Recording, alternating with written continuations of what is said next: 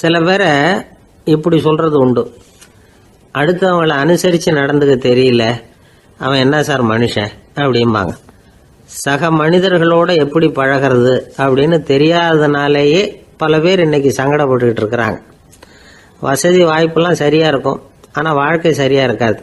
இன்னொருத்தர்கிட்ட எப்படி பேசுறது பழகிறதுங்கிறது தெரியாததுனால தான் இந்த அவஸ்தை. சரி, இந்த அவஸ்தை இல்லாமல் வாழறது எப்படி? இதுக்கு அனுபவசாலிகள் சில வழிமுறைகளை சொல்றாங்க. அதெல்லாம் என்னென்னங்கிறத இப்போ தெரிஞ்சுக்குவோம். முதல்ல நம்ம நாக்கு நம்ம கண்ட்ரோலில் இருக்கணும். வார்த்தைகளை கொட்டிவிட்டு அதுக்கப்புறம் அள்ள முடியாமல் கிடந்து கஷ்டப்படக்கூடாது. எப்படி பேசுகிறோங்கிறதும் முக்கியம், பேசுகிறப்ப எப்படி முகத்தை வச்சிருக்கிறோங்கிறதும் முக்கியம். அன்பாக பேசினாலும் நல்லா இருக்கும். அப்படி பேசுகிறப்ப ஆதரவாக அவர் தோள் மேலே ஒரு கையை போட்டுக்கிட்டு பேசினா இன்னமும் நல்லா இருக்கும். ரெண்டாவது விஷயம், இன்னொருத்தர்கிட்ட பேசுகிறப்ப வாக்குறுதிகளை அள்ளி வீசக்கூடாது. கொடுக்குற வாக்குறுதி குறைச்சலாக இருக்கணும். அப்படி கொடுத்த வாக்குறுதியை கண்டிப்பாக நிறைவேற்றணும். நாம் ஒருத்தரை பாராட்டுறோம் அல்லது அவரை பற்றி அபிப்பிராயம் சொல்கிறோம்னா அது ஆக்கப்பூர்வமாக இருக்கணும். நம்ம பாராட்டு அல்லது விமர்சனம் அடுத்தவருடைய முன்னேற்றத்துக்கு உதவுறது மாதிரி இருக்கணும். நாம் சொல்கிறத கேட்டுட்டு அவன் தலையில் கையை வச்சுட்டு உட்காந்துடக்கூடாது. எப்பவும் உற்சாகமாக இருக்கணும், முகம் அலர்ச்சியாக இருக்கணும். மனுஷன் இருந்தால் வருத்தம், கவலை, ஏமாற்றம் எல்லாம் இருக்க தான் செய்யும். அதெல்லாம் மனசில் இருக்கட்டும்.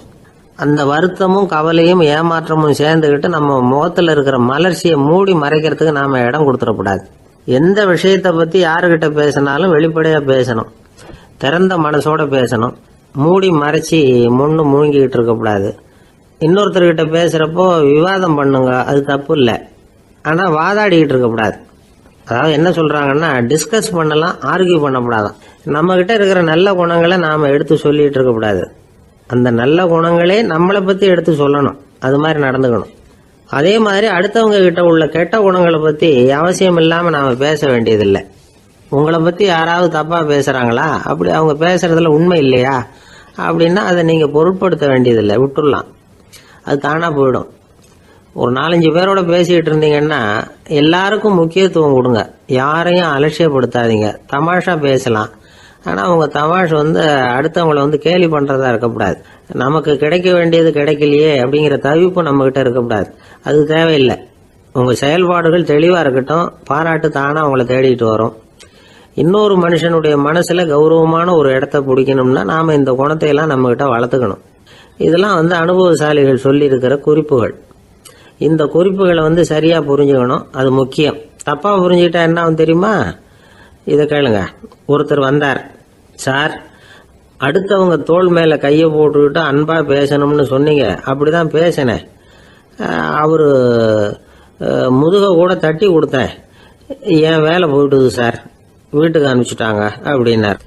யாருக்கிட்ட அப்படி பேசுனீங்கன்னு கேட்டோம். என் முதலாளிகிட்ட சார் அப்படிங்கிறார் ரொம்ப சோகமா. ஒரு சின்ன பையன் வந்தான், அவனை பார்த்து ஒரு கேள்வி கேட்டோம். ஏன்ப்பா உங்கள் வீட்டில் அம்மா புத்திசாலியா அப்பா புத்திசாலியா அப்படின்னு. அவன் அலட்சியமா நம்மளை பார்த்து சிரிக்கிறான். என்ன சார் இது, இந்த காலத்தில் இது கூட தெரியாமல் இருக்கிறீங்களே அப்படிங்கிறான்.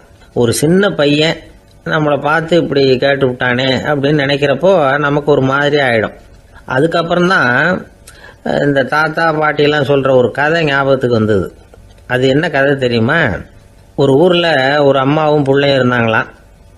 அந்த மகனுக்கு திடீர்னு தேசாந்திரம் போய் வரணும்னு ஆசை வந்துட்டுது. ஊராக போய் சுற்றி பார்க்கணுங்கிற ஆசை. அந்த அம்மாவுக்கு இது பிடிக்கல. மகனை பிரிஞ்சு இருக்கிறதுக்கு அவங்க மனசு இடம் கொடுக்கல. வேணாப்பான்னு சொல்லி பார்த்தாங்க, அவன் கேட்கல. திடீர்னு புறப்படவும் செஞ்சுட்டான். சரி, இனிமேல் அவனை தடுக்க முடியாதுன்னு முடிவு பண்ணிக்கிட்டாங்க அந்த அம்மா. இருந்தாலும் புத்திசாலித்தனமாக ஒரு யோசனை பண்ணாங்க. மகனை கிட்டத்தில் கூப்பிட்டாங்க, அவங்ககிட்ட சொன்னாங்க, இதை பாருப்பா, நீ தேசாந்திரம் போகிறதுன்னு தீர்மானம் பண்ணிவிட்ட, அதை நான் தடுக்கலை, போயிட்டு வந்துடும். ஆனால் போகிறதுக்கு முன்னாடி எனக்கு ஒரு வாக்குறுதி கொடுத்துட்டு போ அப்படின்னாங்க. போகிறப்போ ராத்திரியாக இருந்தாலும் பகலாக இருந்தாலும் சரி, புளிய மரத்து நிழலில் தான் தங்கணும். திரும்பி வர்றப்போ இரவும் பகலும் நீ வேப்ப மரத்து நிழல்லே தங்கணும் அப்படின்னாங்க. சரி, அப்படியே செய்கிறேன்னு சொல்லி வாக்குறுதி கொடுத்தான் பையன். புறப்பட்டு போனான். போகிற வழியில் புளிய மரத்து நிழல்லே தங்கினான், தூங்கினான். அப்படி போய்கிட்டே இருந்தான். 7வது நாள் அவன் உடம்பு சுகமில்லாமல் போயிட்டுது. ரொம்பவும் பலவீனமாயிட்டான். இனிமேல் நடக்க முடியாதுங்கிற நிலைமை வந்துட்டுது. யோசிச்சு பார்த்தான், சரி இதுக்கு மேலே போக வேண்டாம் அப்படின்னு முடிவு பண்ணிட்டு திரும்பி வர ஆரம்பிச்சிட்டான்.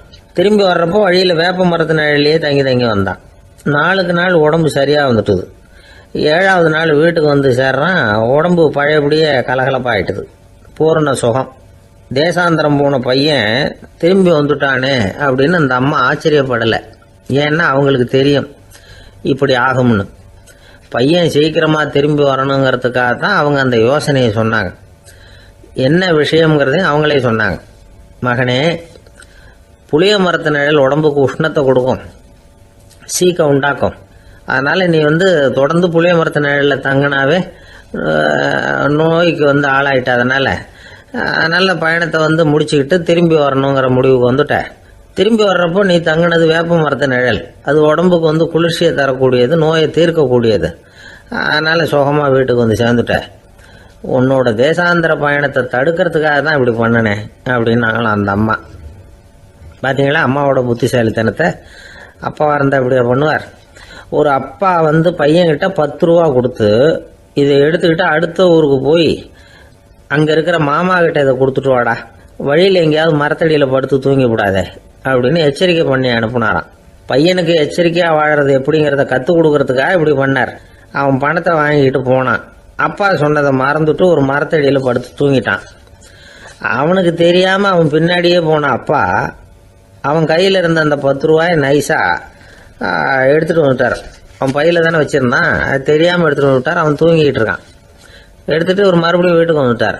பையன் முழிச்சுக்கிட்டு பையை தடவி பார்க்குறான், பணத்தை காணும். அழுதுகிட்டே திரும்பி வந்தான். அப்பா கிட்ட விஷயத்த சொன்னான். அப்பா சிரிச்சுக்கிட்டே சொன்னார், அதுக்கு தான்ப்பா ஆரம்பத்திலேயே எச்சரிக்கை பண்ணினேன், இனிமேலாவது நீ ஜாக்கிரதையாக இருக்கணும் அப்படிங்கிறதுக்காக தான் இப்படி பண்ணினேன். அந்த பணம் எங்கேயும் போயிடல, நான் தான் அதை உனக்கு தெரியாமல் எடுத்து வச்சிருக்கிறேன். இதோ பாரு அப்படின்னு சொல்லிக்கிட்டு சைடு பாக்கெட்டில் கையை விட்டா அது ஓட்டையாக இருக்குது. அதை எவனோ ஏற்கனவே கத்திரிச்சு எடுத்துகிட்டு போட்டான். இப்போ அப்பா முகத்தில் அசடு வழிஞ்சுதான். ஒரு ஆள் இருந்தான், நிறைய பணம் சம்பாதிச்சான். ஆனால் செலவு பண்ண மனசு வரல, கருமி. அவன் என்ன பண்ணா, சேர்த்த பணம் பூராவையும் ஒரு மரத்தடியில் புதைச்சி வச்சுருந்தான். வாரத்துக்கு ஒரு தடவை அந்த மரத்தடிக்கு வருவான். புதைச்ச இடத்த ஆவலோடு பார்த்துக்கிட்டு இருப்பான். அதுக்கப்புறம் போயிடுவான். அவ்வளவுதான். ஒரு நாள் ஒரு திருடன் வந்தான். இவன் புதைச்சி வச்சுருந்ததெல்லாம் எடுத்துகிட்டு போட்டான். இது தெரிஞ்சு போச்சு. அந்த கருமி புலம்ப ஆரம்பிச்சிட்டான். இவன் புலம்பலை கேட்டதும் அக்கம் பக்கத்தில் இருந்தவங்கெல்லாம் ஓடி வந்தாங்க. என்ன விஷயம்னு விசாரித்தாங்க. இவன் சொன்னான். ஒரு பெரியவர் கேட்டார், ஏப்பா வாரம் இந்த இடத்த பார்க்கறதாக சொன்னியே, எப்போவாவது இதில் இருக்கிற பணத்தை எடுத்து செலவு பண்ணியிருக்கியா அப்படின்னு கேட்டார். நான் அப்பப்போ அதை பார்க்கறது தான் வழக்கம், அதை தொட்டதே இல்லைன்னு அவன்.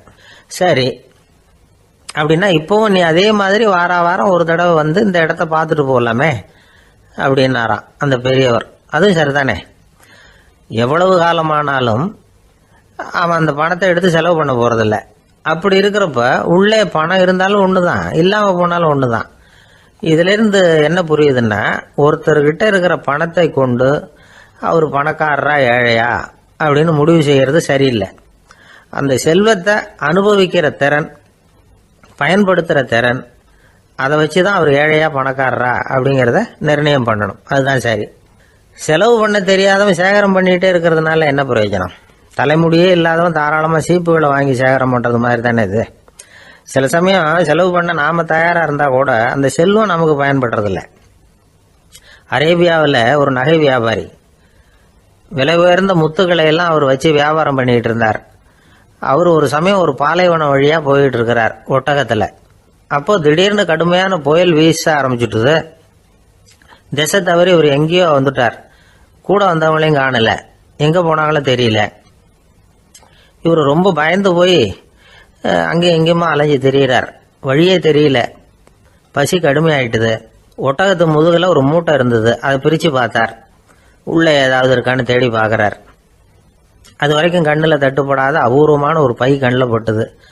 ஆஹா, அதில் ஏதாவது சாப்பிட்றதுக்கு இருக்கும் அப்படின்னு நினச்சி ஆவலாக அதை பிரித்து பார்க்குறார். அந்த பையில் விலை உயர்ந்த முத்துக்கள் நிறைய இருந்துதான்.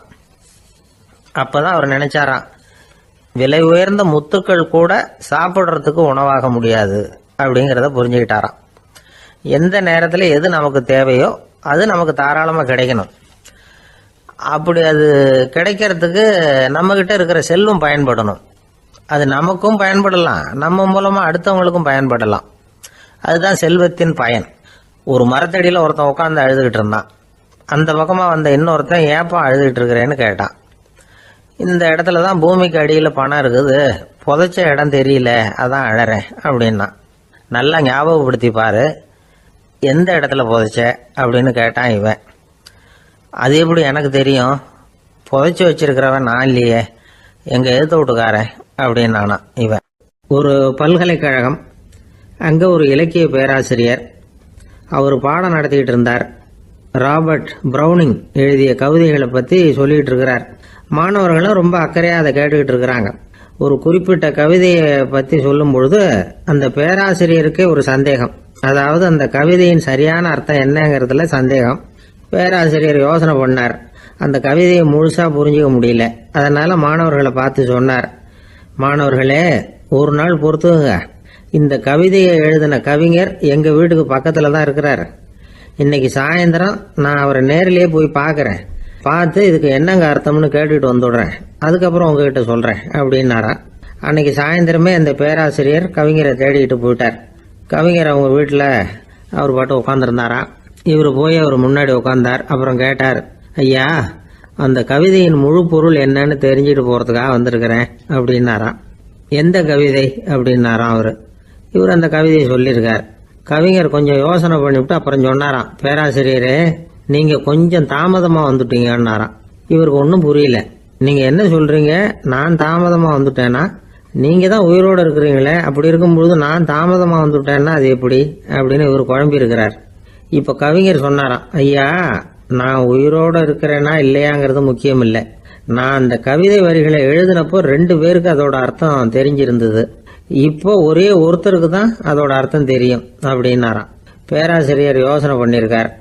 அப்படின்னா அந்த ஒருத்தர் கவிஞர் ராபர்ட் ப்ரௌனிங்கை தவிர வேற யாரா இருக்க முடியும்?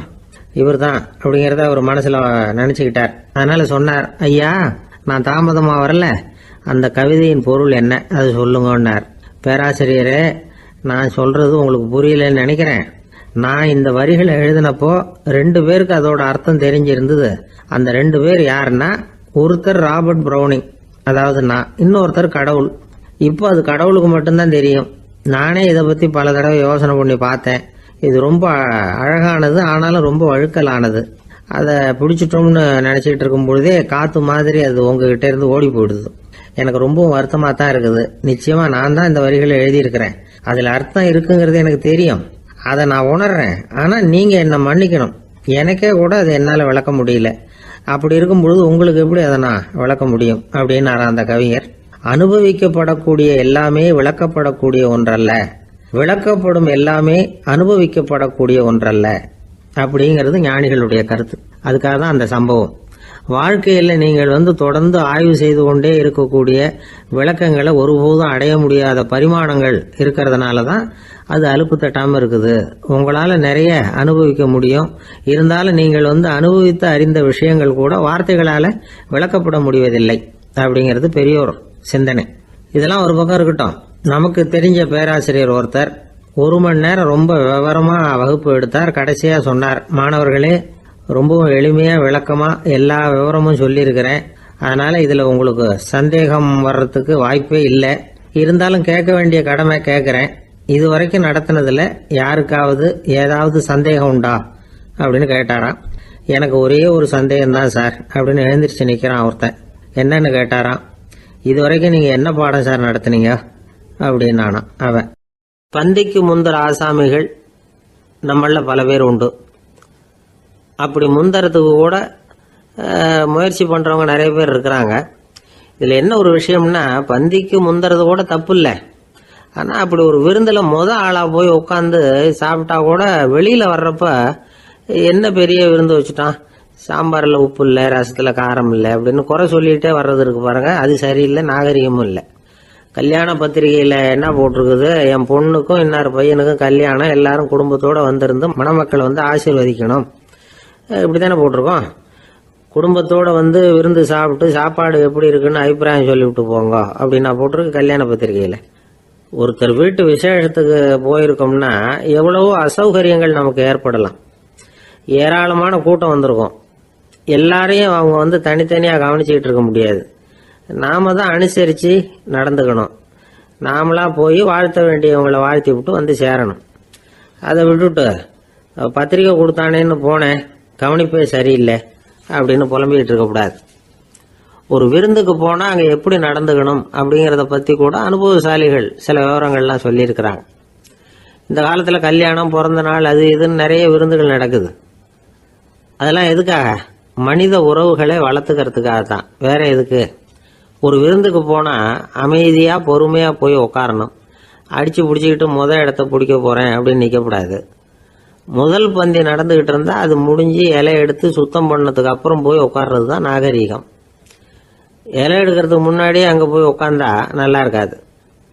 நீங்கள் சாப்பிட்டுட்டு உட்காந்துருக்கீங்களா, சாப்பிட்றதுக்கு உட்காந்துருக்கீங்களா, பார்க்குறவங்களுக்கு சந்தேகம் வந்துடும். அதே மாதிரி இலையில எல்லா ஐட்டமும் பரிமாறினதுக்கு அப்புறம் சாப்பிட ஆரம்பிக்கணும். ஒவ்வொரு ஐட்டமாக வைக்க வைக்க நாம் பாட்டுக்கு எடுத்து உள்ளே தள்ளிகிட்டே இருந்தோம்னா எதை வச்சோம் எதை வைக்கலன்னு பரிமாறினவரே குழம்பி போயிடுவார். ஏன்னா எப்போ பார்த்தாலும் இலை காலியாகவே இருக்கும். சாப்பிட்றப்போ உங்கள் சாப்பாட்டையே நீங்கள் கவனிக்கணும். அடுத்தவங்க இலையில என்ன இருக்குது, பக்கத்தில் இருக்கிறவர் எதை அதிகமாக சாப்பிட்றார், இதெல்லாம் நமக்கு என்னத்துக்கு? எல்லாரும் சாப்பிட்டு முடிக்கிற வரைக்கும் பொறுமையாக இருக்கிறது தான் நல்லது. நீங்கள் மட்டும் திடீர்னு பாதியில் எழுந்திரிச்சு பக்கத்தில் இருக்கிறவங்களுக்கு சங்கடமாக இருக்குமேங்கிறதெல்லாம் யோசிக்காமல் நீங்கள் பாட்டு எழுந்திரிச்சு போகக்கூடாது. பக்கத்தில் உள்ளவங்க உங்களை எழுந்திரிக்க சொன்னால் எழுந்திரிச்சு போகலாம். விருந்துகளில் சாப்பாட்டை வீணாக்கிறதே ஒரு நாகரிகமாக போட்டுது இந்த காலத்தில். சாப்பாட்டுக்கே கஷ்டப்பட்டுக்கிட்டு பல பேர் இந்த உலகத்தில் இருக்கிறப்போ சாப்பாட்டை வீணாக்கிறது எவ்வளோ பெரிய மோசங்கிறத நினச்சி பார்க்கணும். வேணுங்கிற அளவுக்கு கேட்டு வாங்கி சாப்பிட்றது தான் முறை. விருந்தில் இந்த பஃபே அப்படின்னு சொல்லி ஒரு முறை சொல்கிறாங்கல்ல, அதாவது உணவு வகைகளையெல்லாம் பொதுவாக ஒரு இடத்துல வச்சுடுறது, நமக்கு தேவையானதை நாமே எடுத்துட்டு ஒரு தட்டில் போட்டுக்கிட்டு சாப்பிட வேண்டியது. இதில் கூட சில பேர் தேவைக்கு அதிகமாக எடுத்து போட்டுக்கிட்டு வீணாக்குறாங்க. சில சமயம் கடைசியாக சாப்பிட போகிறவங்களுக்கு எல்லா ஐட்டமும் கிடைக்காம போகலாம். அதை போய் பெருசு பண்ணிகிட்டு இருக்கக்கூடாது. என்ன சார் இந்த அளவுக்கு கூடவா நாகரிகம் தெரியாமல் இருக்கிறோம், இதை போய் பெருசாக சொல்ல வந்துட்டீங்களே அப்படின்னு நினைக்கலாம். ஒருத்தர் 2 பேருக்கு இந்த விவரம் தேவைப்படலாம். அவங்க காதலையும் இது விழட்டுமேங்கிறதுக்காக தான் இது. ஒரு பெரிய கல்யாண விருந்து நடந்துக்கிட்டு இருந்தது. விருந்து மண்டபத்து வாசலில் ஒருத்தர் நின்றுக்கிட்டு வர்றவங்களையெல்லாம் ரொம்ப மரியாதையாக வணங்கி உள்ளே அனுப்பி வச்சுக்கிட்டு இருந்தார். எப்படி தெரியுமா? வர்றவங்க கையெல்லாம் பிடிச்சி முத்தம் கொடுத்து அதுக்கப்புறம் உள்ளே அனுப்பி வச்சுக்கிட்டு இருந்தாராம். கூட்டம்லாம் முடிஞ்சதுக்கப்புறம் அவர்கிட்ட போய் கேட்டிருக்கிறாங்க, சார் நானும் எவ்வளவோ விருந்துகளுக்கு போயிருக்கிறேன், இருந்தாலும் இவ்வளவு மரியாதையாக வர்றவங்க கைக்கெல்லாம் முத்தம் கொடுத்து வரவேற்கிறத இங்கே தான் பார்க்குறேன் அப்படின்னு சொன்னாங்க. அதுக்கு அவர் சொன்னார், அட போங்க சார், நான் முத்தம் கொடுக்கல, முந்தின பந்திக்கு சாப்பிட்டவங்களே அடுத்த பந்திக்கும் வர்றாங்களான்னு மோந்து பார்த்து அனுப்பி வச்சுக்கிட்டு இருந்தேன் அப்படின்னார். ஒருத்தன் எப்படி நடந்துக்கிறாங்கிறத வச்சு தான் அந்த ஆள் எப்படிங்கிறத நாம் முடிவு பண்ணுறோம். ஆளுமைன்னு சொல்கிறோம்ல, அதுக்கு சூழ்நிலைகளை ஆளுகின்ற தன்மை அப்படின்னு விளக்கம் கொடுக்குறார் ஒரு உளவியல் நிபுணர். சரி, ஒரு மனிதனுடைய ஆளுமையை உருவாக்குகிற விஷயங்கள் என்னென்ன? பிறப்பு, வளர்க்கப்பட்ட விதம், படிப்பு, நண்பர்கள், சமுதாயம், இப்படி நிறைய உண்டு. ஆளுமையின் அடிப்படையில் சில மனநோய்கள் உண்டாகுது. அதெல்லாம் என்னென்னங்கிறத தெரிஞ்சு வச்சுக்கிட்டோம்னா நம்ம கூட இருக்கிறவங்கள அடையாளம் கண்டுபிடிக்கிறதுக்கு அது ரொம்ப உபயோகமாக இருக்கும். ஃப்ரெனாய்டு ஆளுமை அப்படின்னு ஒன்று. இந்த கோளாறு உள்ளவங்க எப்படி இருப்பாங்க தெரியுமா? அதிக உணர்ச்சி, சந்தேகம், பொறாமை இதெல்லாம் அதிகமாக இருக்கும். வளைஞ்சு கொடுக்க மாட்டாங்க. அடுத்தவங்களோட இணக்கமான உறவு இருக்காது. அவங்க செய்கிற தப்புக்கெல்லாம் அடுத்தவங்களை குறை சொல்லிகிட்டு இருப்பாங்க. இது ஒரு ரகம். அடுத்தது ஸ்கிசாய்டு ஆளுமை அப்படின்னு சொல்கிறாங்க. இந்த கோளாறு உள்ளவங்க அடுத்தவங்களோட பழக கூச்சப்படுவாங்க. சின்ன வயசுலேயே இது ஆரம்பமாயிடுது. பகல் கனவுலேயே சஞ்சரிப்பாங்க. அவங்களுடைய விரோதம், கோபம் இதை கூட வெளியில் காட்டிக்க முடியாமல் இருப்பாங்க. இவங்களுக்கு அகமுகம், பிரச்சனைகள்லேருந்து ஒதுங்கி எதுலேயும் ஈடுபாடு இல்லாதவங்களாக இருப்பாங்க. இப்படி ஒரு ரகம். அடுத்தது சைக்ளோதமிக் ஆளுமை அப்படின்னு சொல்கிறாங்க. அது என்னென்னா உணர்ச்சிகளில் ஏற்றத்தாழ்வு அதிகமாக இருக்குமா. சில சமயம் பார்த்தா மகிழ்ச்சியாக இருப்பாங்க, சில சமயம் சோகமாக உட்காந்துருப்பாங்க. அவங்க மனநிலைக்கு தகுந்த மாதிரி சமூக நிகழ்ச்சிகளில் பங்கெடுத்துக்குவாங்க. இன்னொரு வகை என்னென்னா எண்ணப்பீடிகை ஆளுமை அப்படின்னு பேர் வச்சிருக்கிறாங்க. அதுக்கு இவங்களுக்கெல்லாம் கரெக்டாக இருக்கணும், எல்லாம் சட்டத்திட்டம் எதுலேயும் ஒரு ஒழுங்குமுறை, இப்படி எதிர்பார்க்குற மனோபாவம். இவங்க எதிர்பார்ப்புக்கும் வரன்முறைக்கும் மற்றவங்க கட்டுப்படணும்னு நினைப்பாங்க. இந்த நிலைமை நீடிச்சா என்ன ஆகும் தெரியுமா? அலைக்கழிக்கிற எண்ணங்கள் திரும்ப திரும்ப ஒரே செயலை செய்ய தூண்டுற மன தளர்ச்சிக்கு ஆளாயிடுறாங்க. அடுத்தது ஹிஸ்டீரியா ஆளுமை. சின்ன விஷயத்தையெல்லாம் பெருசுபடுத்தி நாடகமாக்குற நடிகர்கள் இவங்க. உணர்ச்சி அதிகம் உள்ளவங்க. இவங்க மன எழுச்சியில் பக்குவமின்மை, குழந்தைத்தனம், முதிர்ச்சியின்மை எல்லாம் இருக்கும். தன்னலம் மிக்க குணம். பிறர் தன்னை மட்டுமே கவனிக்கணும்னு நினச்சி செயல்படுறது, இதெல்லாம் இவங்க அடையாளம். அடுத்த ரகம் எப்படின்னா வளர்ச்சியற்ற ஆளுமைன்னு சொல்கிறாங்க. அடுத்தவங்களோட இணங்கி போக முடியாதவங்க. அறிவு, மன எழுச்சி, சமூக உறவு இதில் எல்லாம் போதுமான வளர்ச்சியையும் நிறைவையும் பெற முடியாதவங்க. இவங்களால வாழ்க்கையில் முன்னேற முடியாது. பிச்சைக்காரங்க, குற்றவாளிகள் இவங்ககிட்டெல்லாம் இது மாதிரியான ஆளுமை அதிகமாக இருக்குமா. அடுத்தது என்னென்னா சோர்வுடைய ஆளுமை. எதுலேயும் உற்சாகம் இல்லாமல் சோர்ந்து போயிருப்பாங்க. அதுக்கெல்லாம் நமக்கு வலிமை இல்லைப்பா அப்படின்னு சொல்லிட்டு இருப்பாங்க. சின்ன விஷயங்களுக்கெல்லாம் அதிர்ச்சி அடையிறது. வாழ்வின் சுவையை அனுபவிக்க முடியாதவங்க. இன்னொரு ரகம் இது கொதித்தெழும் ஆளுமைங்கிறாங்க. எதுக்கு எடுத்தாலும் ஆத்திரம், குரோதம், வன் செயல் இதுலெல்லாம் ஈடுபாடு இப்படி உள்ளவங்க. நத்தை வகை ஆளுமை அப்படின்னு ஒன்று. அடுத்தவங்க மேலே விரோதம் இருக்கும், அடிக்கணுங்கிற எண்ணம் இருக்கும். ஆனால் அதை அப்படியே வெளியில் காட்டாமல் அதே சமயம் அமைதியான முறையில் வெறுப்பை வெளிக்காட்டுற ரகம். இவங்கெல்லாம் பேசாமல் கம்முன்னு இருந்துக்கிட்டே நினைச்சதை நிறைவேற்றிக்கிடுவாங்க. முன்ஜாக்கிரதை ஆளுமை அப்படின்னு ஒரு ரகமா. பாதுகாப்பின்மை, சந்தேகம், முழுமையின்மை, அறவேக்காட்டுத்தனம் இந்த மனப்போக்கு அதிகமாக இருக்கிறதுனால அகம்பாவம், புடிவாதம், எச்சரிக்கை எல்லாம் அளவுக்கு மீறி இருக்கும். இதுவரைக்கும் நாம் பேசிக்கிட்டு இருந்த ஆளுமை பண்புகள் அளவுக்கு அதிகமாக போயிட்டுதுன்னா ஆளுமை கோளாறுகள் ஏற்படும். அதன் அடிப்படையில் மனவியாதிகள் வருமா. அதனால் இணக்கமான எல்லாரும் விரும்புகிற இயல்பான ஆளுமையை பெறுவதற்கு நாம் முயற்சி செய்யணும் அப்படிங்கிறது மனோதத்துவ நிபுணர்களுடைய ஆலோசனை. ஒருத்தர் ஒரு மனோதத்துவ டாக்டரை தேடிட்டு வந்தாராம்.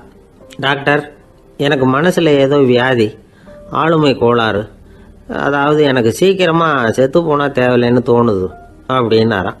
உடனே அந்த டாக்டர், சரி அப்படின்னா இங்கே இருங்க, நான் வைத்தியம் பார்க்குறேன் அப்படின்னாராம். ஒருத்தர் முகத்தை தொங்க போட்டுக்கிட்டு ஒரு மாதிரியாக வந்தார்.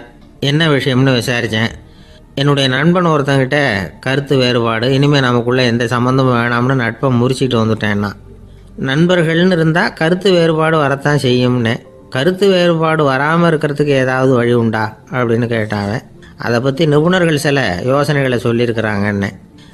முதல் விஷயம் என்னென்னா, உங்கள் நண்பனுக்கு ஒரு செய்தி சொல்லணும்னா அதை நீங்களே நேரடியாக சொல்லுங்கள், அல்லது உங்கள் கைப்பட கடிதம் எழுதுங்க. அதாவது நேரடி தொடர்பு முக்கியம். அதை விட்டுட்டு இன்னொருத்தர் மூலமாக நண்பர்களுக்கு செய்தி அனுப்புனா நீங்கள் சொல்கிற செய்தி அப்படியே போய் சேராது, அது சேதமாயிடும். கூட்டி குறைச்சி சொல்லிவிடுவாங்க, அது குழப்பத்தில் கொண்டாந்து விட்டுரும். இது ஒரு யோசனை. ரெண்டாவது யோசனை என்னென்னா, நீங்கள் ஒரு நல்ல காரியத்தை செய்யும் பொழுது உங்கள் நண்பரையும் சேர்த்துக்குங்க, அவருக்கும் அதில் ஒரு ஈடுபாட்டை உருவாக்குங்க. மூணாவது யோசனை, நம்ம பக்கத்தில் இருக்கிற நண்பர் மகிழ்ச்சி அடைகிற மாதிரி ஏதாவது செய்யணும். சின்ன சின்ன செயல்களாக இருந்தாலும் பரவாயில்ல, அவர் நமக்கு எதுவும் செய்யலையே, நாம் எதுக்கு செய்யணும் அப்படின்னு நினச்சிக்கிட்டு இருக்கக்கூடாது. நாலாவது யோசனை என்னென்னா, உங்களுக்கு ஒரு பிரச்சனையா அல்லது உங்கள் நண்பருக்கு ஒரு பிரச்சனையா, எதுவாக இருந்தாலும் 2 பேரும் சேர்ந்து உட்காந்து ஆலோசனை பண்ணுங்கள். நம்ம யோசனையும் கேட்கப்படுதே அப்படிங்கிற நினைப்பே அவருக்கு ஒரு மன நிறைவை உண்டாக்குமா. 5வது யோசனை, உங்கள் நண்பர் ஏதோ ஒரு காரியத்தை செய்கிறார், நீங்கள் உடனே அவசரப்பட்டு நீ செய்கிறது தப்புன்னு தீர்ப்பு சொல்லக்கூடாது. அவர் அதை செய்யறதுக்கான நியாயங்கள் எவ்வளோ இருக்கும், அதை புரிஞ்சுக்கிறதுக்கு முயற்சி பண்ணணும். 6வது யோசனை, உங்கள் நண்பர் என்ன சொன்னாலும் அதை பொறுமையாக கேளுங்க. அவர் சொல்கிறத புரிஞ்சுக்கணும், அவர் சொல்ல விரும்புகிறத புரிஞ்சுக்கணும், அவர் சொல்ல முடியாமல் தவிக்கிறதையும் புரிஞ்சுக்கணும். இப்படி 3 விதமாகவும் அவரை புரிஞ்சுக்கிட்டு அதுக்கு தகுந்த மாதிரி செயல்படணும். 7வது யோசனை என்னென்னா, உங்கள் நண்பர் உங்ககிட்ட ஏதோ ஒரு கருத்தை சொல்கிறார், அது உங்களுக்கு பிடிக்கல, அதுக்காக உடனே நீ சொல்கிறது சரியில்லை, நான் ஒத்துக்க மாட்டேன் அப்படின்லாம் மறுத்துக்கிட்டு இருக்கக்கூடாது. அவர் சொல்கிறத கேட்கணும், பொறுமையாக சிந்திக்கணும், அதுக்கப்புறம் பதில் சொல்லணும். இப்படிலாம் நடந்துக்கிட்டால் நண்பர்களுக்குள்ள கருத்து வேறுபாடு வர்றதுக்கு வாய்ப்பே இருக்காது அப்படின்னு வல்லுநர்கள் தொகுத்து சொல்லியிருக்கிறாங்க இந்த யோசனைகளை. எனக்கு தெரிஞ்ச சில நண்பர்கள் உண்டு, அவங்களுக்குள்ளேயும் கருத்து வேறுபாடுகள் வராமல் இருக்கிறதுக்கு சில நுட்பங்களை கையாளுறது உண்டு. ஒருத்தர் சொன்னார், அந்த டாக்டர் சின்ன வயசுலேருந்து என் கூட பழகினவர், நாங்கள் 2 பேரும் இணை பிரியாத நண்பர்கள். இருந்தாலும் எனக்கு உடம்பு சரியில்லைன்னா நான் அவர்கிட்ட வைத்தியம் பார்த்துக்க மாட்டேன் அப்படின்னார் ஒருத்தர். ஏன் அப்படின்னு கேட்டேன். எங்கள் நட்பு கெட்டுப்படக்கூடாது இல்லையா, அதனால தான் அப்படின்னாரு இவர். ஒரு சிகை அலங்கார கூடம் ரொம்ப சுறுசுறுப்பாக எல்லாரும் வேலை செஞ்சுக்கிட்டு இருக்கிறாங்க. முடிவெட்டிக்க வந்திருக்கிறவங்க நிறைய பேர் எல்லாரும் வரிசையாக உட்காந்துருக்குறாங்க. அந்த சமயத்தில் திடீர்னு கதவை திறந்துக்கிட்டு ஒருத்தர் உள்ளே வர்றார். அவர் ஒரு பெரிய மனிதர். அவரும் முடிவெட்டிக்கிறதுக்காக தான் உள்ளே வந்திருக்கிறார். அவரை பார்த்த உடனே அங்கே வரிசையில் உட்காந்துருந்தவங்க எல்லாரும் எழுந்திரிச்சு அவர்கிட்ட வந்துட்டாங்க. அவரை சுற்றி நின்றுக்கிட்டாங்க. எப்படி இருக்கிறீங்க, நல்லா இருக்கீங்களா அப்படின்னு விசாரிக்க ஆரம்பிச்சிட்டாங்க. எல்லாம் முடிஞ்சதும் வந்தவர் கேட்டார், வரிசையில் கடைசியாக இருக்கிறவர் யார் அப்படின்னு கேட்டார். ஏன்னு கேட்டாங்க. நான் அதுக்கு அடுத்தபடியாக உட்காரணும், அதுக்காக தான் கேட்குறேன் அப்படின்னார். உடனே அங்கே இருந்தவங்கெல்லாம் என்ன சொன்னாங்க தெரியுமா? நீங்கள் வரிசையில் காத்திருக்கக்கூடாது, நீங்கள் அரசாங்கத்தின் தலைவர், உங்களுக்கு நேரம் முக்கியம், அதனால் நீங்கள் முன்னாடி போங்க அப்படின்னு சொன்னாங்க. ஆனால் அதை அவர் கேட்கல. தோழர்களே, உங்களுடைய கருத்துக்கு ரொம்ப நன்றி. எல்லாரும் வரிசையாக தான் வரணும், அதுதான் முறை. வரிசையில் வரணுங்கிற நடைமுறையை நானும் பின்பற்ற விரும்புகிறேன். நாம் எல்லாரும் சமமானவர்கள் அப்படின்னார். இப்படி சொல்லிவிட்டு வரிசையில் கடைசியாக இருந்த ஒரு நாற்காலியில் போய் உட்காந்துக்கிட்டார். தன் சட்டை பையில் இருந்த ஒரு செய்தித்தாளை எடுத்தார், படிக்க ஆரம்பிச்சிட்டார். ஆனால் அங்கே இருந்தவங்களால இதை பார்த்துக்கிட்டு சும்மா இருக்க முடியல. ஒருத்தர் எழுந்திரிச்சு வந்தார். ஐயா, இப்போ என்னுடைய முறை வந்திருக்குது, நான் தான் போக வேண்டிய முறை. உங்களை இங்கே காத்திருக்க வைக்கிறத விட ஒரு 5 ஆண்டுகளுக்கு கூட நான் முடிவெட்டிக்காமே இருந்துட முடியும் அப்படின்னார். அவர் மறுபடியும் சொன்னார், ஐயா, நீங்கள் வரிசை முறையை தாண்டி போக விருப்பப்படல, சரி, ஆனால் என்னுடைய முறையை மாற்றி கொடுக்கறதுக்கு எனக்கு முழு உரிமை இருக்குது. இதுக்கு பதிலாக உங்களுடைய கடைசி இடத்த நான் எடுத்துக்கிறேன், இதை நீங்கள் மறுக்க முடியாதுன்னார். அங்கே இருந்த மற்றவங்களும் இதை ஒரு மனசாக வற்புறுத்த ஆரம்பிச்சிட்டாங்க. அந்த பெரிய மனிதர் பார்த்தார், சரின்னு கடைசியாக ஒத்துக்கிட்டார். அவர் யார் தெரியுமா? அவர் தான் மாவீரர் லெனின். ரஷ்யாவில் கிரெம்ளின் சிகை அலங்கார கூடத்தில் தான் இது நடந்தது. எல்லாரும் இந்நாட்டு மன்னர்கள்னு வாயளவில் பேசுறதுல என்ன பிரயோஜனம்? நாம் எல்லாரும் சமங்கிறத நடைமுறையில் கடைபிடிச்சி காட்டினவங்க கொஞ்சம் பேர் தான். அவங்களில் ஒருத்தர் தான் லெனின். வரிசையில் நின்று வர்றதுங்கிறது ஒரு சிறந்த பண்பு, உயர்ந்த பண்பு. இன்றைக்கி பல இடங்களில் அது நமக்கு தேவைப்படுது. ஒரு ரேஷன் கடை வாசல், கடை திறக்கிறதுக்கு முன்னாடியே எல்லாரும் வரிசையில் நின்றுட்டாங்க. கடைசியாக வந்த ஒருத்தர் க்யூவில் முன்னாடி போகிறதுக்கு முயற்சி பண்ணுறார்.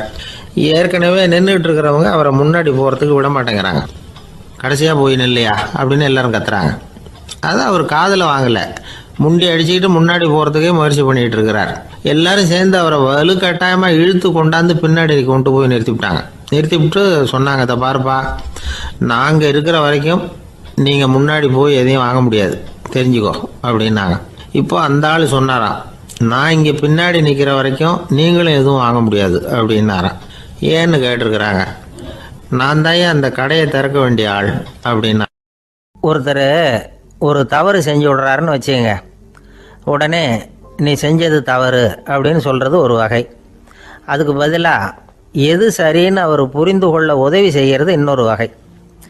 இந்த 2வது வகை இருக்குது பாருங்கள், நிர்வாக இயலில் இது ரொம்ப முக்கியம். அலுவலகத்தில் வேலை பார்க்குற ஒருத்தர் முக்கியமாக தெரிஞ்சுக்க வேண்டியது என்ன தெரியுமா? சக ஊழியர்கள்கிட்ட எப்படி பழகணும், மேலதிகாரிகள்கிட்ட எப்படி பழகணும், தனக்கு கீழே வேலை செய்கிறவங்கக்கிட்ட எப்படி பழகணும், வாடிக்கையாளர்கள்கிட்ட எப்படி பழகணும், இவங்க எல்லார்கிட்டையும் செம்மையான உறவை ஏற்படுத்திக்கிறது எப்படி. இதையெல்லாம் சொல்லிக் கொடுக்குற பாடம் தான் இன்டர் பர்சனல் ஸ்கில், திறமையான உறவு அப்படிங்கிறது. எந்த வேலையில் இருந்தாலும் சரி, இந்த உறவுகளை வளர்க்கும் திறன் உள்ளவங்க சீக்கிரம் முன்னுக்கு வந்துடுறாங்க. மற்றவங்க கிட்ட உறவை பலப்படுத்திக்கிறது எப்படி அப்படின்னு தெரிஞ்சுக்கிட்டோம்னா எந்த ஒரு தடையையும் சுலபமாக தாண்டி செய்கிற தொழிலில் முன்னுக்கு வந்துடலாம். ஹார்வர்டு பல்கலைக்கழகத்தில் ஒரு கணக்கெடுப்பு பண்ணி பார்த்தாங்களாம். பார்க்குற வேலையில் எது மாதிரி குணாதிசயம் உள்ளவங்க வேகமாக முன்னுக்கு வர்றாங்க அப்படின்னு தெரிஞ்சுக்கிறதுக்காக இந்த கணக்கெடுப்பு. வெவ்வேறு துறையில் வேகமாக முன்னுக்கு வந்திருக்கிற பல பேரை சந்தித்து இந்த சர்வேயை நடத்தியிருக்கிறாங்க. அவங்க கண்டுபிடிச்சி சொல்லியிருக்கிற உண்மை என்ன தெரியுமா? ஒருத்தர் ஒரு வேலையில் இருந்தால் அது சம்பந்தப்பட்ட சப்ஜெக்ட் பற்றிய அறிவு 35% இருந்தால் போதுமா.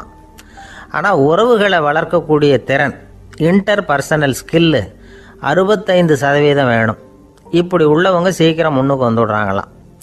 அதனால் ஒருத்தருக்கு வேலை சரியாக புரியலைன்னா கூட விவரமாக மற்றவங்கக்கிட்ட பழகிறது எப்படின்னு புரிஞ்சால் போதும், அவர் முன்னுக்கு வந்துடலாம். அலுவலகங்களில் மட்டும் இல்லை, எல்லா இடங்கள்லேயும் இது ரொம்ப முக்கியம். வீட்டுக்குள்ளேயும் இது ரொம்ப முக்கியம், வீட்டுக்கு வெளியேயும் இது முக்கியம். அடுத்தவங்க கிட்ட பழகிறது எப்படிங்கிறத தெரிஞ்சுக்காதவன் வாழ்க்கையில் முன்னேற முடியாது. இன்றைக்கி ஆயுதங்களால் காயப்படுத்தி கொள்ளுகிறவர்களை விட வார்த்தைகளால் காயப்படுத்தி கொள்ளுகிறவர்கள் தான் அதிகம். பெரியவங்க என்ன சொல்கிறாங்க தெரியுமா? நீங்கள் இந்த பூமியில் பிறந்ததன் அர்த்தம் பூர்த்தி ஆகணும்னா அடுத்தவங்களுக்கு உதவி பண்ணுங்க. அடுத்தவங்களுக்கு உதவி செய்ய முடியாவிட்டால் கூட பரவாயில்லை, ஆனால் யாரையும் புண்படுத்தி விடாதீங்க அப்படின்னு சொல்கிறாங்க. எனக்கு தெரிஞ்ச ஒருத்தர் ஒரு அலுவலகத்தில் வேலை பார்க்குறார். அவர் சொல்லுவார், எனக்கு இந்த இன்டர்பர்சனல் ஸ்கில் ரொம்ப அதிகம் சார். சக ஊழியர்கள்கிட்ட ரொம்ப சுமூகமாக நடந்துக்குவேன். என் கூட வேலை பார்க்குற ஒருத்தருக்கு ஏதாவது ஒரு கஷ்டம்னா அந்த சமயத்தில் அவர் செய்ய வேண்டிய வேலையை நான் செஞ்சுருவேன் சார் அப்படிம்பார். நான் அவர்கிட்ட சமீபத்தில் அப்படி ஏதாவது செஞ்சுருக்கீங்களா அப்படின்னு கேட்டேன். செஞ்சுருக்கேன் சார். போன வாரம் புதன்கிழமை ஆஃபீஸில் என் பக்கத்து சீட்டுக்காரருக்கு வயிற்று வலி. உடனே நான் மெடிக்கல் லீவ் போட்டுவிட்டு எங்கள் வீட்டுக்கு போயிட்டேன் சார் அப்படின்னார். ஒரு சீன தேசத்து அரசர் இருந்தார்.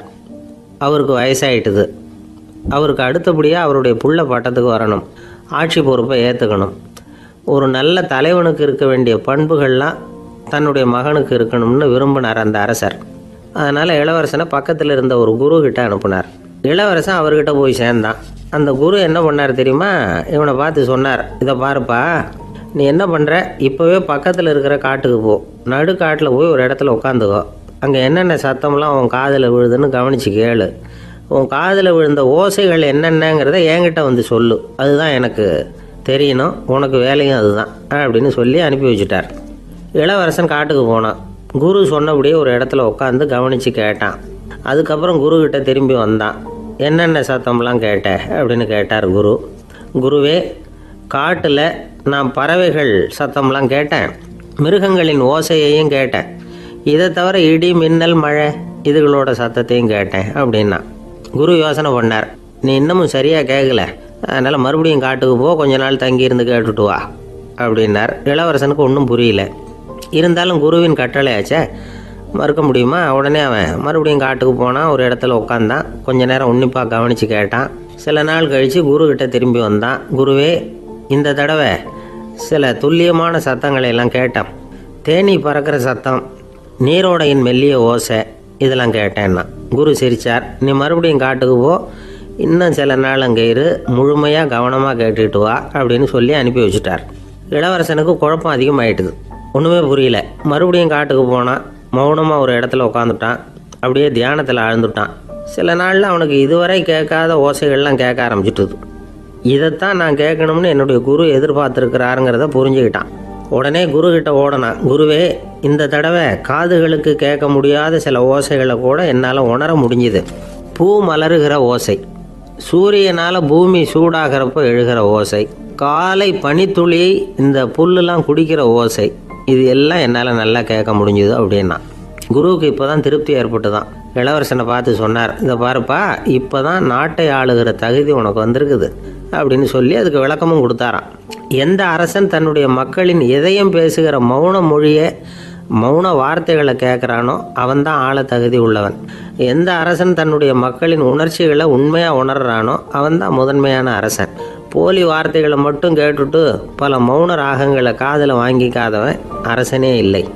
எந்த நாட்டில் எப்போ ஒரு அரசன் தன்னுடைய மக்களின் உணர்ச்சிகளை கேட்க மறுக்கிறானோ அன்னையிலேருந்தே அந்த நாடு அழிய தொடங்குது அப்படின்னு அர்த்தம்.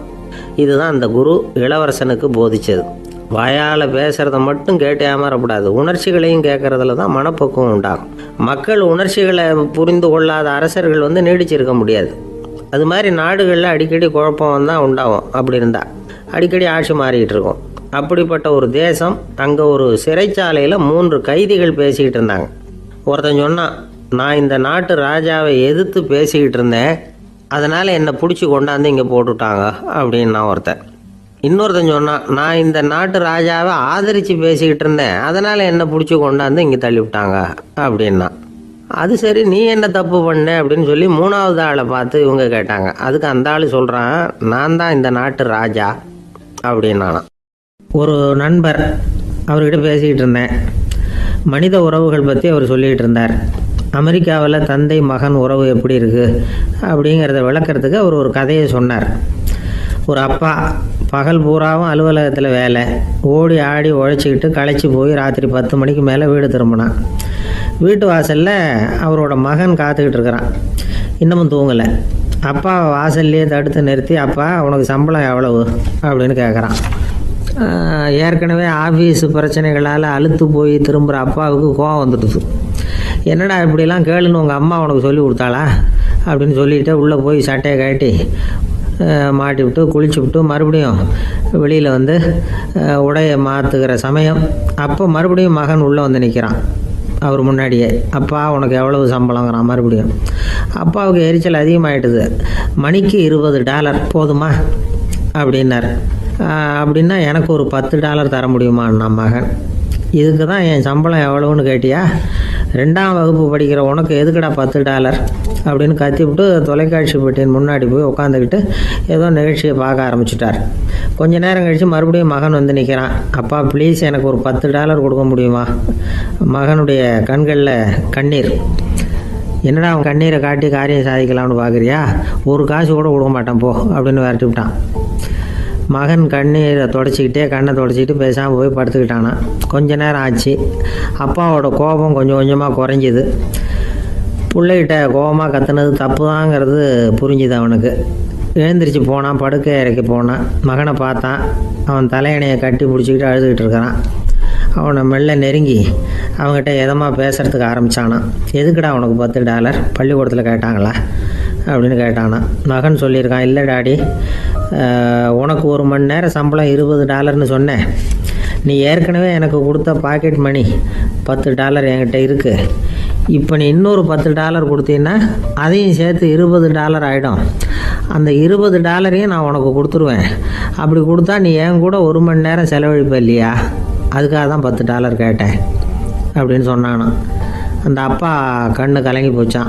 ஆதரவோடு தன்னுடைய மகனை கட்டி பிடிச்சி அழ ஆரம்பிச்சிட்டாராம். இதுதான் நண்பர் சொன்ன கதை. அமெரிக்கா மட்டும் இல்லை, உலகம் பூராவும் இன்றைக்கி மனித உறவுகள் இப்படி தான் மாறிட்டுருக்கு. பெரியவர்கள் அறிவுரை என்ன தெரியுமா? உங்கள் குழந்தைகளிடமிருந்து குழந்தை பருவத்தை பிரித்து விடாதீர்கள் அப்படிங்கிறது தான். அதாவது இன்றைய குழந்தைகள் தங்கள் பிருந்தாவனத்தை இழந்து விடுகிறார்கள் அப்படிங்கிறது அவங்களுடைய கருத்து. இந்த நிலைக்கு நாம் காரணமாக இருந்துடக்கூடாது. குழந்தைகளோட விளையாடுவோம், குடும்பத்தோடு உறவாடுவோம் அப்படிங்கிறது தான் நம்முடைய நோக்கமாக இருக்கணும். இன்றைய உறவு முறைக்கு இன்னொரு உதாரணம் சொல்லுவாங்க. ஒருத்தர் வந்தாராம். அவர் பக்கத்தில் ஒரு சின்ன பையன். நாம் அவரை விசாரிக்கிறோம், யார் இந்த பையன் அப்படின்னா அவர் சொல்கிறார், இவன் எனக்கு தூரத்து உறவு அப்படின்னாராம். இந்த தூரத்து உறவுன்னா எப்படின்னு இருக்கான். இதுக்கு அவன் சொல்லியிருக்கிறான், இவன் எங்கள் அப்பாவுக்கு 8வது புள்ளை அப்படின்னானான். கணவன் மனைவி அன்பாக இருக்கணும், ஒருத்தர் நல்லா புரிஞ்சுக்கணும், விட்டு கொடுக்குற மனப்பான்மை வேணும். அதுதான் ஒரு நல்ல குடும்பம். இன்றைக்கி பல குடும்பங்களில் அர்த்தமில்லாத சண்டைகள் தான் அதிகம். கிராமப்புறங்களில் வேடிக்கையாக ஒரு கதை சொல்லுவாங்க. ஒரு ஊரில் ஒரு ஆள் இருந்தான். வேலை வெட்டி இல்லாமல் சும்மாவே இருந்தான். அவனுக்கு கல்யாணம் பண்ணி வச்சாங்களாம். மனைவி வந்து சேர்ந்தா. சும்மாவே உட்காந்துருக்கிறியே, ஏதாவது சம்பாதிக்கிற வழியை பாரு அப்படின்ட்டுருக்கா. அதுக்கு தான் யோசனை பண்ணிகிட்டு இருக்கிறேன், ஒரு அருமையான ஐடியா அப்படின்னானா. என்ன அது சொல்லு அப்படின்ட்டுருக்கா. அவ ஒரு ஆட்டுக்குட்டி வாங்க போகிறேன்ருக்கான். அதை வாங்கி என்ன பண்ண போகிறேன்னா, அந்த குட்டி வளரும், பெருசாகும், அதுக்கப்புறம் அது நிறைய குட்டி போடும் அப்படின்ட்டுருக்கான். சரி, அப்புறம் என்ன, அதையெல்லாம் சந்தையில் கொண்டுட்டு போய் விற்றுவிட்டு அந்த காசுக்கு ஒரு எருவு மாடு வாங்கலாம். சரி, அது எதுக்கு? எருவு மாடு நிறைய பால் கொடுக்கும், அதை கொண்டுகிட்டு போய் பால் பண்ணையில் கொடுப்பேன், அல்லது நானே விற்றுருவேன், கை நிறைய காசு கிடைக்கும். அதுக்கப்புறம் ஒரு பசுமாடு வாங்குவேன், பாலையும் விற்கலாம், நாமளும் காய் போட்டு சாப்பிட்லாம், இப்படிலாம் சொல்லியிருக்கான். அப்போ அந்த பொண்ணு சொல்லிச்சான், அடுத்த தெருவில் இருக்கிற எங்கள் அம்மா வீட்டுக்கும் கொஞ்சம் பால் கொடுத்து அனுப்பலாம் அப்படின்ட்டுருக்கா அந்த பொண்ணு. இந்த இடத்துல கணவனுக்கு கோவம் வந்துட்டுது. அது எப்படி உங்கள் அம்மா வீட்டுக்கு எதுக்கு கொடுக்கணும், அதெல்லாம் முடியாதுன்றிருக்கான். இந்த இடத்துல சண்டை ஆரம்பமாயிட்டுது. கொஞ்ச நேரத்தில் 2 பேரும் சத்தம் போட ஆரம்பிச்சிட்டாங்க. கடுமையான சண்டை நடக்கிறத பக்கத்து வீட்டுக்காரன் காதில் வாங்கினான். அவன் ஓடியாந்தான். அவனுக்கு தெரியும், வாங்காத மாட்டுக்காக இப்படி சண்டை போட்டுக்கிட்டு இருக்கிறாங்கங்கிறது அவனுக்கு புரியும். அவன் ஓடி வந்து சொன்னான், ஏண்டா உன்னோட பசுமாட்டை ஒழுங்காக கட்டி போடக்கூடாதான்ருக்கான். என்னடா சொல்கிறேன்னா, இவன் உன் மாடு என் தோட்டத்தில் வந்து மேய்ஞ்சுட்டுது, பயிரெலாம் நாசமாயிட்டுது, 10,000 ரூபா அளவுக்கு சேதம், அதை வாங்கிட்டு போகிறதுக்கு தான் வந்தேன், குடுறா 10,000 நானா. இவன் அரண்டு போயிட்டான். அப்புறம் சொன்னான், டே நான் இன்னும் மாடே வாங்கலையே, அதுக்குள்ளே அது வந்து எப்படிடா உன் தோட்டத்தில் மேயும், என்னடா வளர்றேன்ருக்கான். நீ தாண்டா இப்போ உளறிக்கிட்டு இருக்க, மாடே வாங்கலை, அதுக்குள்ளே எப்படிடா வந்து உன்னுடைய மனைவி அவங்க அம்மா வீட்டுக்கு பால் கொடுத்து அனுப்ப முடியும் அப்படின்னு அவன் கேட்டானா. நம்ம ஆளுக்கு இப்போ தான் புத்தி வந்துதான். அர்த்தமே இல்லாத சண்டை போட்டுக்கிட்டு இருக்கிறோம் அப்படிங்கிறத அவன் புரிஞ்சுக்கிட்டானான். இது நம்ம முன்னோர்கள் சொல்லியிருக்கிற ஒரு கதை. சண்டையில் தான் அர்த்தம் இல்லையே தவிர கதையில் அர்த்தம் உண்டு. அதாவது இல்லாத விஷயங்களுக்காக சண்டை போட்டுக்கிட்டு இல்லறத்தை வீணாக்கிக்கிட்டு இருக்கிற மனிதர்கள் இன்றைக்கு நிறைய பேர் இருக்கிறாங்க. ஒருத்தன் தன்னுடைய மனைவியை பற்றி மாமனார்கிட்ட புகார் சொன்னானா, மாமா உங்கள் பொண்ணு அர்த்தமில்லாத சண்டை போடுறா, எதுக்கு எடுத்தாலும் எடுத்தெறிஞ்சு பேசுகிறா அப்படின்ட்டுருக்கான். நீ எப்படி மாப்பிள்ளை அதை சமாளிக்கிற அப்படின்னு கேட்டிருக்காரு அவர். அவள் எடுத்தெறியறது என் மேலே படாமல் ஒதுங்கி நின்றுக்கிறேன் அப்படின்னு நானா இவன். ஒரு பெரியவர்கிட்ட பேசிக்கிட்டு இருந்தேன். அவர் என்கிட்ட ஒரு கேள்வி கேட்டார். திருடர்கள் எத்தனை வகை தெரியுமா உனக்கு அப்படின்னார். இதுதான் அவர் கேட்ட கேள்வி. எதுக்காக என்ன பார்த்து அந்த கேள்வி கேட்டார தெரியல. இருந்தாலும் நான் அவருக்கு பதில் சொன்னேன். திருடர்களில் எத்தனையோ வகை உண்டுங்க. கார் திருடன், சைக்கிள் திருடன், முகமூடி திருடன், எப்படி சொல்லிகிட்டே போகலாம். இருந்தாலும் என்னுடைய சிற்றறிவுக்கு எட்டின வரையில் திருடர்களை 2 வகையாக பிரிக்கலாம் அப்படின்னு நினைக்கிறேன். ஒன்று ராத்திரியில் திருடுற திருடன், இன்னொருத்தன் பகலில் திருடுற திருடன். அதாவது பகல் திருடன், ராத்திரி திருடன் அப்படின்னு பெரியவர் சிரித்தார். என்ன சிரிக்கிறீங்களே, என்ன கள்வர்கள் 4 வகை அப்படின்னு ஆரம்பித்தார். எப்படின்னு கேட்டேன். சாப்பாட்டுக்கு இல்லாமல் திருடுறாங்க பாருங்க, அது ஒரு வகையான். சாப்பாட்டுக்கு இருந்தும் திருடுறாங்க பாருங்க, அது ஒரு வகையான். இதை தவிர இன்னும் ஒரு 2 வகை திருட்டு உண்டு. அது என்னன்னா, ஆண்டவன்கிட்ட இருந்து நாம திருடுற திருட்டு, இன்னொன்று என்னன்னா நம்ம கிட்ட இருந்து ஆண்டவன் திருடுற திருட்டு அப்படின்னார்.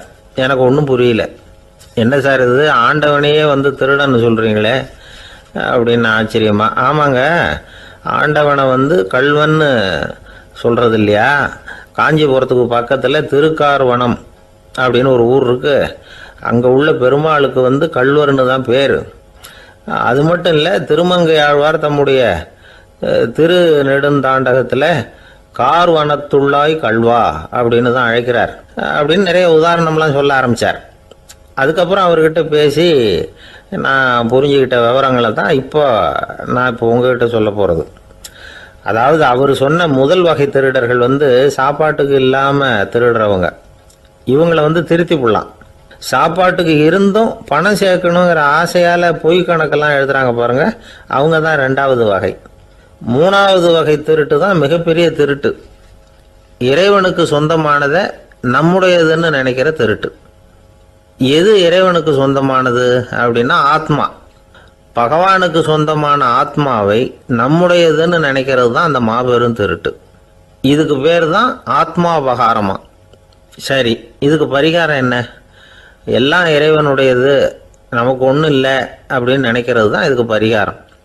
இதெல்லாம் இருக்கட்டும். 4வது திருட்டு ஒன்று சொன்னோம்ல, ஆண்டவன் நம்மகிட்ட இருந்து திருடுறது. அது எப்படி? ஆண்டவனை கல்வன்னு சொல்கிறாங்க, அது சரி. அவர் என்னத்தை திருடினார்? இப்போ இன்னொருத்தருக்கு சொந்தமான ஒன்றை எடுத்து வச்சுக்கிறது தான் கள்ளத்தனம். ஆனால் ஆண்டவன் எடுத்துக்கிட்டோம்னா இருக்கிறது எல்லாமே அவனுக்கு சொந்தம். அப்படி இருக்கிறப்போ அவரை எப்படி கல்வன்னு சொல்கிறது? இது என்ன புரியாமல் இருக்குதே அப்படின்னு சொல்லி பார்த்தா அதுக்கும் விளக்கம் சொல்கிறாங்க அவங்க. அதாவது ஆண்டவனுக்கு உருவமே கிடையாது, அரூபமாக இருக்கிறவன், அதாவது உருவம் இல்லாமல் இருக்கிறவன். அப்படி உள்ள பகவான் நம்மளை மாதிரி உருவத்தில் இருக்கிறான். நம்மளை மாதிரியே கையை காலு மூக்கெல்லாம் இருக்குது ஆண்டவனுக்கு. இந்த உருவம் நம்மகிட்ட இருந்து திருடினது தானே. அவன் தன்னுடைய உண்மையான திருமேனியை நமக்கு காட்டாம, அதாவது தரிசனம் கொடுக்காம இருக்கிறது கள்ளத்தனம் தானே. அதனால தான் இதுவும் ஒரு பெரிய திருட்டு, இருக்கிறதுலேயே மிகப்பெரிய திருட்டு அப்படிங்கிறார். என்கிட்ட பேசிக்கிட்டு இருந்தார், இந்த விஷயம்லாம் சொல்லிட்டு இருந்தாரு அந்த பெரியவர். அதாவது திருட்டை ஆன்மீக நோகத்தில் அவர் பார்க்குறார். நம்ம பார்வையில் இதை விட அபூர்வமான திருட்டுலாம் இங்கே உண்டு. அபூர்வமான திருடர்களும் உண்டு. ஒரு திருடன் சிறையிலிருந்து விடுதலையாகி வெளியில் போனான். கொஞ்ச நாளில் மறுபடியும் திரும்பி ஜெயிலுக்கு வந்துட்டான். அப்போது சிறை அதிகாரி அவனுக்கு அறிவுரை சொன்னாராம். ஏன்பா இப்படி அடிக்கடி தப்பு பண்ணிவிட்டு ஜெயிலுக்கு வந்துவிடுறியே, உனக்கு சொந்த பந்தம் எதுவும் இல்லையா? உனக்கு அப்பா, அண்ணன், தம்பிகள் அவங்க கூட எல்லாம் சேர்ந்து வாழணுங்கிற ஆசை இல்லையா அப்படின்னு கேட்டிருக்கார். அவங்களோட சேர்ந்து வாழணுங்கிற ஆசை எனக்கு நிறைய உண்டுங்க சார் அப்படின்னு அவன். அப்புறம் எதுக்கு இப்படி ஜெயிலுக்கு வந்துவிடுற அப்படின்னாரான் அவர். அவங்க எல்லாருமே இங்கே தானே சார் இருக்காங்க அப்படின்னு அவன். ஒரு ஊரில் ஒரு துறவி இருந்தார், புத்த சமய துறவி. அந்த ஊர் மன்னன் அவரை பற்றி கேள்விப்பட்டிருக்கான். ஒரு நாள் புறப்பட்டு போனான், துறவியின் பாதங்களை தொட்டு வணங்கினான். அதுக்கப்புறம் சொன்னான், ஐயா, நான் உங்களை அரண்மனைக்கு அழைச்சிட்டு போகிறதுக்காக வந்திருக்கிறேன். இனிமேல் நீங்கள் இங்கே எதுக்கு இருக்கணும் அப்படின்னு அவன் மனசுக்குள்ளே என்ன நினைப்புன்னா, இவர் எங்கே வர போகிறாரு, நான் ரொம்ப எளிமையானவன், எனக்கு எதுக்கு அரண்மனை வாசம்னு சொல்லிவிடுவார் அப்படின்னு நினச்சிருக்கான். ஆனால் அந்த துறவி என்ன பண்ணார் தெரியுமா? அப்படியா, சரி போகலாம், வா, போய் உன் ரதத்தை கொண்டுட்டு வா, அரண்மனைக்கு போகும்பொழுது அதுக்கு தகுந்த மாதிரி ஆடம்பரமாக போகணும் அப்படின்னு விட்டாரான். துறவி இப்படி சொன்னதும் அந்த மன்னனுக்கு மனசுக்குள்ளே சந்தேகம் வந்துட்டுது. இவர் உண்மையிலேயே துறவி தானா, ஏமாத்து பேர் வழி மாதிரி தெரியுதே அப்படின்னு நினச்சிருக்கான். இருந்தாலும் இனிமேல் என்ன பண்ணுறது, சொல்லியாச்சு. ரதத்தை கொண்டுகிட்டு வந்தான். துறவி ஏறி உக்காந்தார். பக்கத்தில் ராஜா. அவர் ரொம்ப உற்சாகமாக வரார். இவன் ரொம்ப சோர்ந்து போய் வரான். துறவி மரத்தடியிலேயே வாழ்ந்து பழக்கப்பட்டவர், அரண்மனையில் எளிமையாக ஒரு இடத்துல உட்காந்துக்குவார் அப்படின்னு நினச்சான். ஆனால் அப்படி இல்லை. அரண்மனைக்கு வந்த உடனே அந்த துறவி அதை கொண்டுட்டு வா, இதை கொண்டுட்டு வான்னு சொல்லி உத்தரவு போட ஆரம்பிச்சுட்டார். அரண்மனையில் இருந்தால் அரசனை மாதிரி இருக்கணும் அப்படிங்கிறார். ராத்திரி பூரா சௌரியமாக தூங்கினார். பகலில் அரண்மனை தோட்டத்தில் உலாவ வேண்டியது, நீச்சல் குளத்தில் குளிக்க வேண்டியது, இப்படியே பொழுது போக்கிட்டு இருக்கிறார். அந்த அரண்மனையில் துறவி மகிழ்ச்சியாக இருக்கிறார். மன்னனால் அப்படி இருக்க முடியல. அவருக்கு எந்த கவலையும் இல்லை, இவனுக்கு அரசாங்க கவலைகள். துறவி அப்படி இருக்கிறத இவனால் தாங்கிக்க முடியல. ஒரு நாள் அவர்கிட்டே போய், நான் உங்ககிட்ட கொஞ்சம் பேசணும்னு துறவி பார்த்தார். நான் இந்த அரண்மனைக்கு வரும்பொழுதே நீ என்னமோ என்கிட்ட கேட்கணும்னு நினைச்ச, ஏன் காலதாமதம்? நீ அனாவசியமாக உன்னையே தொந்தரவு பண்ணிட்டு இருக்கிற, நீ கவலையாக இருக்கேங்கிறது எனக்கு புரியுது. நான் மரத்தடியில் இருந்தப்போ கூட என்னை அடிக்கடி சந்திச்சுக்கிட்டு இருப்பேன், ஏதாவது விளக்கம் கேட்கறது உண்டு. இங்கே வந்த பிறகு என்னை சந்திக்கிறது கூட அபூர்வமாக போயிட்டுது. நீ இப்போ என்ன கேட்க போறேங்கிறது எனக்கு தெரியும், இருந்தாலும் கேள் அப்படின்னாராம். வேற ஒன்றும் இல்லைங்க, இப்போ உங்களுக்கும் எனக்கு என்ன வித்தியாசம்? 2 பேரும் அரண்மனையில் தான் இருக்கிறோம். நீங்கள் மகிழ்ச்சியாக இருக்கிறீங்க, நான் அப்படி இருக்க முடியல. இவ்வளவுக்கும் நீங்கள் முன்னாடி இருந்தது மாதிரி இல்லை. தினமும் தங்க தேர் கேட்குறீங்க, உயர்தரமான ஆடைகள் அணிகிறீங்க, சுவையான சாப்பாடு. இப்படி இருக்கிறப்போ உங்களுக்கும் எனக்கு என்ன வித்தியாசம்? இதுதான் மன்னனுடைய கேள்வி. இதுக்கு பதில் சொல்கிறேன், என் கூட புறப்பட்டு வா, இந்த நகரத்துக்கு வெளியில் போவோம் அப்படின்னு சொல்லி அரசனை கூப்பிட்டுக்கிட்டு ஊர் எல்லைக்கு சேர்ந்தார் துறவி. அங்கே போய் சொன்னார், இதை பாருப்பா, இந்த இடத்த தான் தேடிக்கிட்டு இருந்தேன். இனிமே நான் திரும்பி வரப்போறதில்ல. நீ என்னோட வர்றியா, திரும்பி போறியா அப்படின்னார். நான் எப்படிங்க உங்கள் கூட வர முடியும்? என்னுடைய நாடு, என்னுடைய சொத்துக்கள், மனைவி, மக்கள் எல்லாத்தையும் விட்டுட்டு எப்படிங்க வர்றதுன்னா. இப்போ அந்த துறவி சொன்னார், இப்போ வித்தியாசத்தை தெரிஞ்சுக்கிட்டியா? நான் அரண்மனையில் இருந்தேன், எல்லா வித பொருள்களும் உடையவனா இருந்தேன், ஆனால் எதையும் சொந்தம் கொண்டாடுறவனா இருக்கல. ஆனால் நீ அப்படி இல்லை, எல்லாத்தையும் சொந்தம் கொண்டாடிக்கிட்டு இருக்கிற. இதுதான் நமக்குள்ள வித்தியாசம் அப்படின்னு சொன்னார். அரண்மனை ஆடைகளை அப்படியே கலைஞ்சார், அரசங்கிட்ட கொடுத்தார். உன்னுடைய ஆடைகளை நீயே வச்சுக்கோன்னார். அவர் பாட்டுக்கு நடந்து போனார், திரும்பியே பார்க்கல. அரசனுக்கு அப்பதான் தன்னுடைய அறியாமை விளங்குச்சான். இதிலிருந்து நாம புரிஞ்சுக்க வேண்டியது என்னன்னா, இந்த உலகத்துல எத்தனையோ பொருள்கள், அதையெல்லாம் முறையா பயன்படுத்தினா மகிழ்ச்சி. அதை விட்டுட்டு அதுக்கெல்லாம் சொந்தம் கொண்டாட ஆரம்பிச்சா கவலை. நம்ம ஆட்கள் சொந்தம் கொண்டாடுற விதமே தனி. ஒரு ஆளு இன்னொருத்தங்கிட்ட ஒரு கொடை கடன் வாங்கியிருந்தான், திருப்பி கொடுக்கல. கொடையை கொடுத்தவன் கேட்டான், என்கிட்ட கடன் வாங்கினிய கொடை, அதை கொஞ்சம் திருப்பி தர்றியான்னா. அது உனக்கு இப்போ அவசரமா தேவைப்படுதா அப்படின்னு கேட்டான் இவன். எனக்கு தேவைப்படல, அந்த கொடையை நான் யாருக்கிட்ட வாங்கியிருந்தேனோ அவனுக்கு இப்போ அது அவசரமா தேவைப்படுது அப்படின்னு அந்த ஆள். ஒரு ஊர்ல ஒரு புகழ்பெற்ற பத்திரிகையாளர் இருந்தார். அவர் ஒரு நாள் திடீர்னு இறந்து போயிட்டார். அதுக்கப்புறம் நேராக சொர்க்கத்துக்கு போனார். சொர்க்கத்தின் வாசல்ல நின்றுகிட்டு இருந்த ஒருத்தர் அவரை தடுத்தார். இதை பாரு, ஏற்கனவே இங்கே 12 பத்திரிகையாளர்கள் இருக்கிறாங்க, அவங்களுக்கு இங்கே வேலை இல்லை. அதுக்கு என்ன காரணம்னா, சொர்க்கத்தில் திடுக்கிடும் செய்திகள்லாம் ஒன்றும் கிடையாது. அப்படி என்ன இருக்க போகுது? இங்கே எல்லாம் அது ஒழுங்காக நடந்துகிட்டு இருக்கோம்.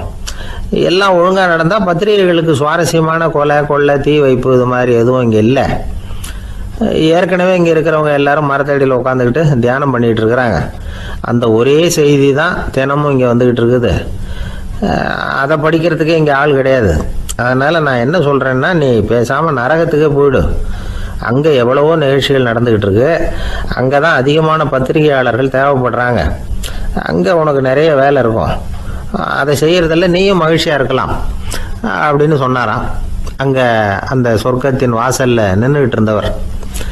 இந்த பத்திரிகையாளர் அங்கேயே நின்று கொஞ்சம் யோசனை பண்ணார்.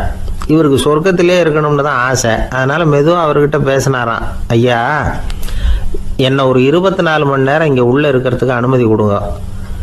இங்கே இருக்கிற பல பத்திரிகையாளர்களை எனக்கு தெரியும். அவங்களில் சில பேரை சமாதானப்படுத்தி மெதுவாக பேசி நரகத்துக்கு அனுப்பி வச்சுட்றேன். நான் இங்கே இருந்துக்கிறேன். உங்கள் கணக்குப்படி 12 பேருக்கு மேலே இங்கே தாண்டாது. அப்படி பார்த்துக்கிறேன் அப்படின்னாராம். அவரும் யோசனை பண்ணி பார்த்துட்டு, சரி அப்படியே உனக்கு அனுமதி கொடுக்குறேன். ஆனால் ஒரு விஷயம், 24 மணி நேரம் தான் அனுமதி, அதுக்குள்ளே எல்லாம் நடக்கணும் அப்படின்ட்டுருக்கார். சரின்னு சொல்லிவிட்டு இந்த பத்திரிகையாளர் உள்ளே போனார். யோசனை பண்ணார். திட்டம் போட்டு ஒரு பொருளையை கிளப்பி விட்டார். சக பத்திரிகையாளர்கள் எல்லாம் கூப்பிட்டு சொன்னாராம், இந்த பாருங்கள், நரகத்தில் ஒரு பெரிய தினசரி பேப்பரை கொண்டுகிட்டு வர்றதுக்காக திட்டம் போட்டுக்கிட்டு இருக்காங்க. அதுக்கு பல அதிகாரிகள் தேவைப்படுறாங்க. நிறைய சம்பளம் கிடைக்கும். யார் யாரெல்லாம் நரகத்துக்கு போக ஆசைப்படுறாங்களோ அவங்கெல்லாம் போகலாம் அப்படின்னு ஒரு பொருளையை கிளப்பி விட்டார். 24 மணி நேரம் கழித்து வாசல் பக்கம் போனார். அங்கே இருந்தவர்கிட்ட எத்தனை பேர் வெளியேறினாங்கன்னு விசாரிச்சாராம். அப்போ அவர் இவரை, நீ வெளியே போகக்கூடாது, முதல்ல உள்ளே தான் இருக்கணும் அப்படின்னு தடுத்தாராம். அப்புறம் சொன்னாராம், நீ சொன்ன செய்தியை கேட்டதும் இங்கேருந்த எல்லா பத்திரிகையாளர்களுமே நரகத்துக்கு போயிட்டாங்கப்பா, உள்ளே யாருமே இல்லை, அதனால் நீ உள்ளே இருக்கலாம் அப்படின்னாராம். இதை கேட்டதும் இந்த பத்திரிகையாளரே குழம்பி போயிட்டார். ஒருவேளை உண்மையிலேயே நரகத்தில் புதுசாக பத்திரிகை ஏதாவது ஆரம்பிக்க போகிறாங்களோ அப்படின்னு அவரே நினைக்க ஆரம்பிச்சிட்டாராம். அப்புறம் சொன்னாராம், ஐயா என்னை விட்டுருங்க, நான் நரகத்துக்கே போயிடுறேன், அங்கே ஏதோ விசேஷம் இருக்கணும் அப்படின்னாராம். இல்லைன்னா இத்தனை பேரும் ஒட்டு மொத்தமாக அங்கே போகிறதுக்கு சான்ஸே இல்லை, என்னை தடுக்காதீங்கன்னு கெஞ்ச ஆரம்பிச்சிட்டாராம். மற்றவங்க நம்பணுங்கிறதுக்காக ஒரு பொருளையை கிளப்பி விட்டார். கடைசியில் தானே அந்த பொருளைக்கு ஆளாயிட்டார். அதாவது பிறரை ஏமாற்றி அவரது மனம் கடைசியில் அவரையே ஏமாற்ற ஆரம்பிச்சுட்டு பாருங்க. நீங்கள் இப்படி அடுத்தவங்களை ஏமாத்துறதுக்கு உங்கள் மனசை பழக்கப்படுத்துறீங்க, ஆனால் கடைசியில் அதனால் நீங்களே ஏமாற்றப்படுகிறீர்கள் அப்படிங்கிறது பெரியவர்களுடைய புத்திமதி.